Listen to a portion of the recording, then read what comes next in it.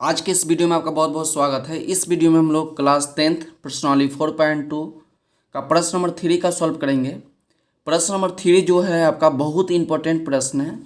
तो प्रश्न नंबर 3 में आपको दिया गया है कि ऐसी दो संख्या ज्ञात कीजिए जिनका योग 27 हो और गुणनफल कितना हो 182 हो। तो हमको क्या ज्ञात करना है, दो संख्या ज्ञात करनी है। दो संख्या में एक पहली संख्या होगा और एक दूसरी संख्या होगा। तो सबसे पहले बात आपको बोला है कि जिनका योग क्या है, जिनका योग 27 है। तो देखिए आपको हम बताते हैं कि पहली संख्या क्या, आपसे बोला कि दो संख्याओं का योग 27 है। तो देखिए पहली संख्या क्या बोला कि पहली संख्या और दूसरी संख्या का योग, दूसरी संख्या का योग कितना है, दूसरी संख्या का योग 27 है। मतलब पहली संख्या और दूसरी संख्या का योग, योग कहने का मतलब कि जोड़। तो पहली संख्या और दूसरी संख्या का योग कितना है, 27 है। तो हम मान लेंगे, माना पहली संख्या को x मान लेते क्या, कि पहली संख्या को x लेट कर लेंगे। जब माना पहली संख्या को x, तो पहली संख्या को x लेट किए तो x प्लस क्या होगा, दूसरी संख्या क्या होगा, x प्लस दूसरी संख्या इक्वल टू कितना है, 27 है। तो दूसरी संख्या निकल जाएगा यहाँ से।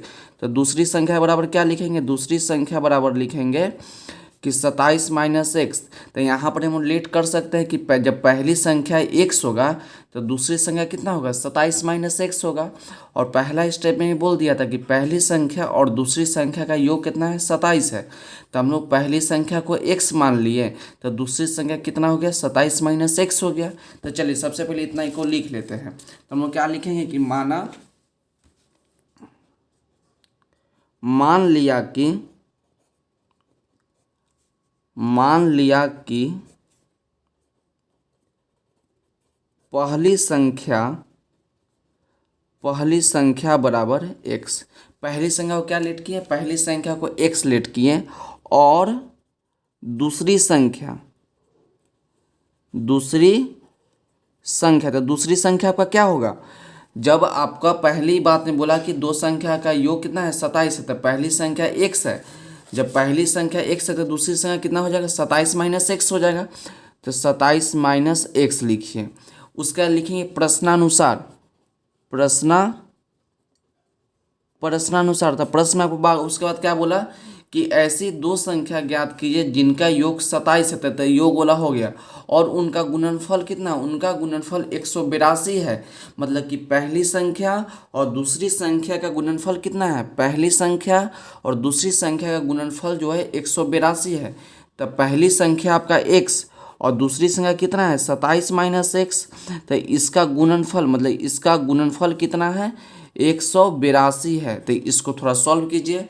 तो सॉल्व करने का तरीका है कि x जो है एक बार इससे मल्टीप्लाई होगा, उसके बाद x इससे मल्टीप्लाई होगा। तो देखिए तो x को 27 से मल्टीप्लाई करेंगे तो 27x हो जाएगा। इसके पीछे प्लस माइनस, तो प्लस माइनस माइनस, x को x से मल्टीप्लाई करेंगे तो आपका x स्क्वायर इक्वल टू कितना हो जाएगा, 182। उसके बाद क्या करते हैं कि इधर इक्वल टू के इधर वाले सभी एलिमेंट को इक्वल टू के उधर ले जाते हैं। तो ले जाने का तरीका क्या होता है कि जो माइनस में रहेगा उसको प्लस में ले जाएंगे, जो प्लस में रहेगा उसको माइनस में ले जाएंगे। तो माइनस में एक्स स्क्वायर था प्लस में एक्स स्क्वायर होगा, उधर ले जाना है। ठीक, इसको ले जाएंगे तो माइनस में 27x और इधर आपका क्या है, इधर आपका प्लस में 182 है। तो इक्वल टू इधर क्या बचा, कुछ नहीं बचा, तो जीरो बचा। तो इक्वल टू क्या होगा, जीरो। अब हम लोग देख रहे हैं कि आपका द्विघात समीकरण आ गया। तब द्विघात समीकरण को हल करेंगे। हल करने का तरीका आप लोग जानते हैं कि सबसे पहले क्या करते थे, सबसे पहले इसका एलसीएम निकालते हैं।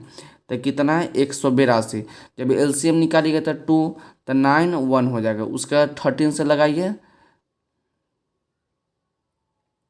दीजिए। एलसीएम आप ध्यान से लीजिए, पहले 7 से लगाएंगे उसके बाद 13 से लगाएंगे। तो चलिए इसको आप दिखाई देते हैं कि 182 को लगाइएगा कितना से, 2 से लगाइए तो 9 1, उसके बाद लगाइए 7 से तो एक बार में, और 13 बार में। तो 13 से कितना बार में हो जाएगा, 1 बार में। अब इसको 182 को दो इस प्रकार भाग में तोड़ेंगे ताकि जोड़ने घटाने पर माइनस में 27 और प्लस में 182 हो। माइनस में 27 और प्लस में 182। तो देखिए तो यहाँ पर देख रहे हैं 7 दूना 14 और 13। तो 14 और 13 को गुना करेंगे तो 182 हो जाएगा, तो प्लस में 182 हो जाएगा। लेकिन आपको लाना है माइनस में 27। जब हम लोग -14 और -13 कर देंगे तो माइनस माइनस क्या हो जाएगा, माइनस हो जाएगा, लेकिन इसको क्या होगा, जुट जाएगा, तो -27 हो जाएगा। जब -14 और -13 कर देंगे तो -27, और जब -14 को -13 से मल्टीप्लाई करेंगे तो माइनस माइनस क्या होता है, प्लस हो जाता है, और 14 को 13 से करेंगे तो 182। तो आपका ये वाला सही हो गया, माइनस में 14 और माइनस में 13। तो इसको लिखिए, तो यहाँ पर ये आपका एक्स स्क्वायर, ये 27 को लिख सकते हैं माइनस में 14x और माइनस में 13x प्लस में कितना हो जाएगा 182 इक्वल टू 0। अभी दोनों में से क्या कॉमन होगा, दोनों में से x कॉमन ले सकते हैं, तो x कॉमन ले लीजिए। तो यहाँ पर एगो x बच जाएगा, माइनस आपका 14 बच गया, माइनस ये दोनों में से क्या करते हैं 13 कॉमन ले लेते हैं, तो 13 कॉमन ले लीजिए, ब्रैकेट लगाए, तो यहाँ पर क्या बच गया, x बच गया। अब बाहर माइनस कॉमन है तो ब्रैकेट के अंदर क्या करेंगे कि प्लस रहेगा तो माइनस कर देंगे, माइनस रहेगा तो प्लस कर देंगे। तो माइनस कॉमन तो प्लस है ना, तो इसको माइनस कर दीजिए। तो 13 के टेबल में 182 कै बार में आता है, तो 14 बार में आता है, ठीक। तो -14 इक्वल टू 0। अब गुणनखंड चेक करिए, तो गुणनखंड चेक करने का तरीका क्या है, यदि ब्रैकेट वाला यदि आपका सेम है तो गुणनखंड आपका सही है, नहीं तो गुणनखंड आपका गलत है। तो दोनों आपका ब्रैकेट वाला के क्या है, सेम है, तो ये दोनों में से एक को लिख लेंगे, लिख लिए। उसका क्या बच गया, आपका बच गया x बच गया और -13 बच गया, तो इसको लिख दीजिए कि x -13 इक्वल टू 0। एक बार इतना बराबर 0 हो जाएगा, एक बार इतना बराबर 0 हो जाएगा, तो हम लिखेंगे कि x -14 इक्वल टू 0, और एक बार हो जाएगा x -13 इक्वल टू 0। तो x इक्वल टू -14, तो इक्वल टू कितना जाएगा, तो प्लस में 14, और क्या हो जाएगा कि x इक्वल टू प्लस में 13। तो आपका x का मान 2 आ गया, x का मान एक 14 आ गया और x का मान एक बार 13 आ गया। तो प्रश्न में आपको क्या पूछा था कि ऐसी दो संख्या ज्ञात करें, मतलब कि दो संख्या आपसे पूछा था। तब इसमें पहली संख्या और दूसरी संख्या, तो पहली संख्या लेते हैं, तो आपका हो जाएगा पहली संख्या। तो पहली संख्या को क्या लेट किए थे, x लेट किए थे, तो x का मान एक बार कितना हो जाएगा 14 हो जाएगा। उसका निकालना है आपको दूसरी संख्या, तो दूसरी संख्या आपका क्या था, दूसरी संख्या आपका था 27 माइनस एक्स। तो कीजिए ना, तो 27 और माइनस में कितना होगा, माइनस आपका 14 लेता है, 14 तो आपका हो जाएगा 13। तो ये दोनों आपका आंसर हो जाएगा, ठीक।